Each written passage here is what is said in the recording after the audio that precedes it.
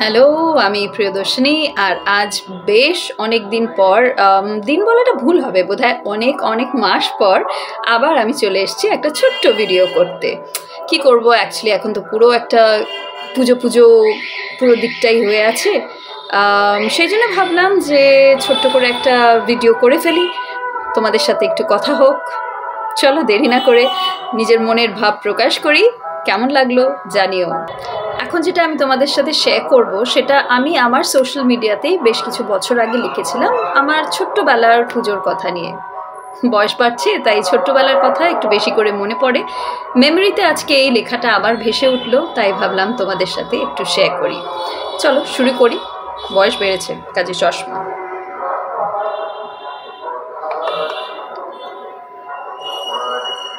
ওকে, ছোট্টবেলার কথা আজকাল খুব মনে পড়ে। বয়স বাড়ছে তো হয়তো তাই। সেই ছোট্টবেলার পুজোর কথা, যখন এক পাশে মা আর এক পাশে বাবা থাকতো। যখন দুর্গাপুজোর দিন গোনা শুরু করতাম বিশ্বকর্মা পুজোর দিন থেকে, যখন মহালয়া মানেই ঘুম চোখে মহিষাসুর মর্দিনী শুনতে শুনতে আবার কখন যেন ঘুমিয়ে পড়া, তখন পুজোর দিনগুলো বেশ ছিল। ঠাকুর দেখা হতো কখনো নিজেদের অ্যাম্বাসেডারে, আবার কখনো ট্যাক্সি বা অটো বা বাস, আবার কখনো পায়ে হেঁটেই। সে গাড়ি হোক বা পায়ে হাঁটা, সেটা বড় কথা ছিল না।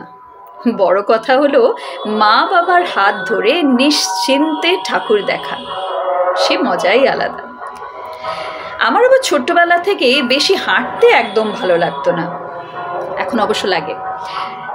তাই একটু হেঁটেই 2 হাত বাড়িয়ে দিতাম বাবার দিকে, আর অমনি বাবা আমায় কাঁধের উপর উঠিয়ে নিতেন। ব্যাস, আমার পায়ে কে। নিজেকে বেশ একটা রাজা রাজা মনে হতো, সব্বার চেয়ে উপরে।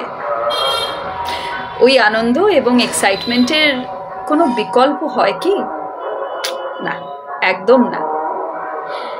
বাবার কথা তখন ভাবিনি, এখন মনে হয় হয়তো কতই কষ্ট হতো। তবে ওই যে মা বাবা কোনোদিন মুখ ফুটে নিজেদের কষ্টের কথা সন্তানের কাছে কি খুলে বলেন? ওনারাও বলেননি। কিন্তু এখন যখন বড় হয়েছি, বয়স বেড়েছে, বেশ কিছু দায়িত্ব কাঁধে এসে পড়েছে, তখন বুঝি হয়তোবা বেশ ব্যথাই হয়েছিল সেদিন কাঁধে।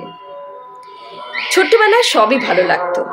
ভিড় ভালো লাগতো, জ্যামে আটকে থাকা আমাদের গাড়িও ভালো লাগতো, রাস্তার রোলে সেই ডিম ভাজার গন্ধ ভারী ভালো লাগতো। আপেল বেলুন তো ছিল মাস্ট, আর হ্যাঁ, সঙ্গে চকোবার আইসক্রিম। নতুন জামার গন্ধ, নতুন জুতো, রঙিন চুড়ি, ছোট্ট পার্স, এমনকি নতুন রুমাল, সেটাও ছিল আমার ভারী প্রিয়।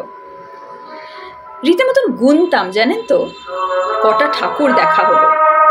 আর বাড়ি ফেরার পথে যদি কোনো কাকু বা জেঠু ভুল করেও ইয়ার্কির ছলে একবার জিজ্ঞেস করে ফেলতেন, কি আজ কটা ঠাকুর দেখা হলো, ব্যাস অমনি এমন প্রিসাইজ উত্তর দিতাম না যে পরের দিন থেকে ভুল করেও আর ওই ইয়ার্কি করে প্রশ্নটি আমায় ওনারা করতেন না।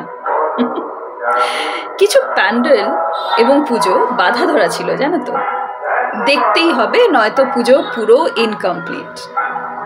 Bagbazar, Maddox Square, Park Circus, Ekdalia Evergreen, Singhi Park, Deshapriya Park, Triangular Park, Jodhpur Park, Babu Bagan, Gouribari, Telangana বাগান, বালিগঞ্জ কালচারাল, সমাজসেবী, বিবেকানন্দ স্পোর্টিং, সিমলা ব্যায়াম সমিতি, Mohammad Ali park, college square, Padmapukur এবং নানা বহু আরও অনেক পুজো। সেন্ট্রাল আর নর্থের আলো দেখা মাস্ট ছিল। গাড়ি করে যেতে যেতে রাস্তার দুধারে ঝলমলে আলো দেখতে দারুণ লাগতো। মনে হতো এ তো যেন রূপকথার শহর, সবচেয়ে সুন্দর আমার শহর, আমার কলকাতা, সুন্দরী কলকাতা। পুজোর এই 5 দিন যদি আমাকে কেউ ওয়ার্ল্ড ট্যুরেরও কোনো প্রস্তাব দিত, তাহলে জেনুইনলি বলছি, নির্দ্বিধায় রিজেক্ট করে দিতাম। দুর্গাপুজো মানেই কলকাতা, শুধুমাত্র কলকাতা। বাড়ি ফেরার সময়টা একটু মন খারাপ হয়ে যেত ঠিকই, আমাদের দুই বোনেরই মনটা খারাপ হয়ে যেত। মনে হতো যা একটা দিন শেষ হয়ে গেল, পুজোটা যে শেষই হতে চললো। কিন্তু রাতে মা বাপের মাঝখানে গল্প শুনতে শুনতে ঘুমিয়ে পড়ার আগে আবার মনে হতো কাল আবার ঠাকুর দেখার পালা, কাল আবার ঘুরু ঘুরু করার পালা, কাল আবার একটা নতুন দিন, নতুন জামা পরার পালা, ঠাকুর দেখার পালা, আর অবশ্যই পায়ের গোড়ালিতে ব্যান্ডেড লাগানোর পালা। ছিল আমার স্মৃতিচারণ। তোমাদেরও যদি কিছু থাকে যেটা তোমরা শেয়ার করতে চাও, অবশ্যই আমাকে জানিও, আমার শুনতে ভালো লাগবে।